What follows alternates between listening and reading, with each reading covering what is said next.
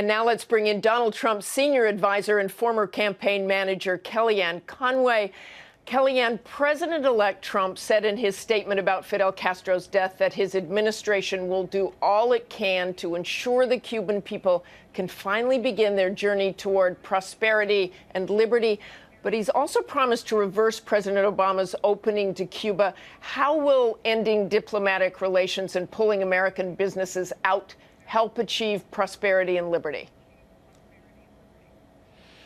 Martha, first, thanks for having me. So what President-elect Trump was saying yesterday is that the first priority that he has is to make sure those political prisoners under Fidel Castro are released, and that the people of Cuba finally, after 60 years of oppression, know economic and political and religious freedom. He is open to researching and, in fact, resetting relations with Cuba, but his criticism of what has happened in the last couple of years is very simple. It's that we got nothing in return. That by reopening diplomatic relations with Cuba, allowing commercial aircraft and the rest, that we really got nothing in return. And we didn't get those political prisoners released. We did not get assurances that Cubans who still live on the island would in fact be religiously and politically and economically free.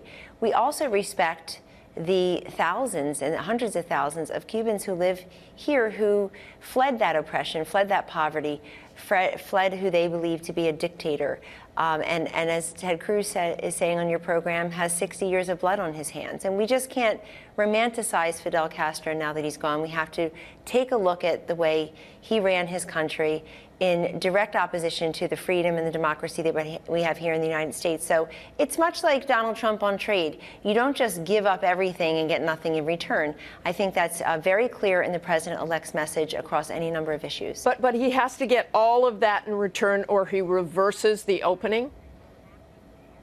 He hasn't said that, and he's open. Again, I've discussed this with him directly. He's open to any number of possibilities, but we remain very firm that when you open up diplomatic relations, as President Obama has with Cuba and Fidel Castro in the last several years, that to get nothing in return, including political prisoners and assurances that people on the island of Cuba will be free politically and economically. I mean, I've personally met, I'm sure you have, victims of Fidel Castro's oppression and his torture and his imprisonment. I, many years ago, was very touched as a young girl meeting Armando Valladares, who then went on to write a book, Against All Hope, and a movie made on the book. And that's just one example of many. We all have friends, I'm sure, who have those stories of Cubans coming in the dead of night with $20 in their pocket and children strapped into a boat trying to come to the free land 60 miles away, and they indeed have done that. So to the extent that President Trump can open up new conversations with Cuba, it would have to be a very different Cuba. And again, he's all about America first, American workers, American interests, Americans, American allies, and certainly Americans. And in that regard, he wants to make sure that when the United States of America, when he's president, engages in any type of diplomatic relations or trade agreements for that matter and the like, that we as America are being protected and we as America are getting something in return. Kellyanne, I want to turn to the personnel this week. You waded into the cabinet selection process with some tweets this week concerning Governor Mitt Romney, saying you're receiving a deluge of social media and private communications about Romney. Some Trump loyalists warn against him as Secretary of State, adding later that being loyal was an important quality for the job. Why did you weigh in on Governor Romney? I weigh in privately. First of all, let me make very clear, Martha, that there's one person who will select his cabinet, and it's President-elect Donald Trump. Whatever he decides will have my full support and respect, and he knows that, as does Vice President-elect Pence. I think that there was the Never Trump movement, and then there was Governor Mitt Romney. He went out of his way to hurt Donald Trump. He gave two speeches that I can recall in this calendar year, and they were both about Donald Trump. Evan McMullin ran in the state of Utah for president. We don't know who Mitt Romney voted for. But apart from that, look, I'm glad they're talking. I've been critical of Mitt Romney in the past, and I also last week on your network and other places talked about how I was very pleased that the president-elect and Governor Romney had met out at Bedminster. I was there when they met. I'm glad that two job creators who also have the very rare privilege of having represented their Republican Party as its presidential nominee but had a chance I don't to understand why you issues took on the to world Twitter stage. on this. Why you, Kellyanne Conway, took to Twitter on this. Why not go to Mr. Trump? Did he want you to tweet that? Or is that just you talking? I won't discuss that, but I will tell you that I've already weighed in privately because I've been asked to. First of all, it's Donald Trump who's going to form his cabinet. But I did want to say something else. This is Trump's party now, and he won states that Mitt Romney lost. He's the one with the political instincts, the brilliance. This is his cabinet to form. I mean, he won Michigan. Mitt Romney lost it by 10. We won Pennsylvania. Mitt Romney lost Iowa by, 5 points or so. We won it by 9. We won Ohio.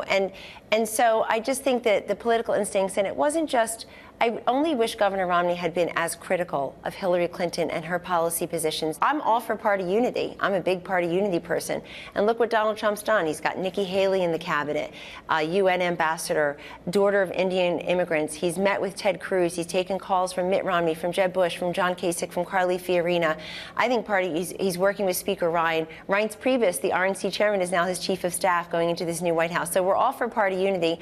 I don't think a cost of admission for party unity has to be the Secretary of State position.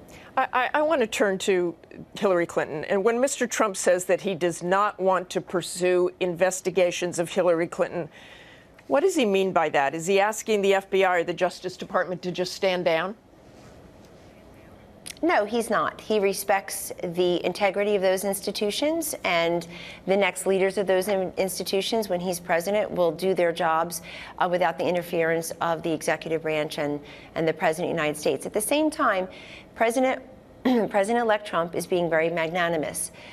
What he said to the New York Times in the on-the-record interview was that he's just not focused on that right now. He's not focused on Hillary Clinton. Well, did he overstep his role by making those public comments? Should he have been making public comments about that? He's welcome to. He's the president-elect. He's about to be the leader of the free world. But he is not undercutting anybody's authority in any of those branches, as any of those positions.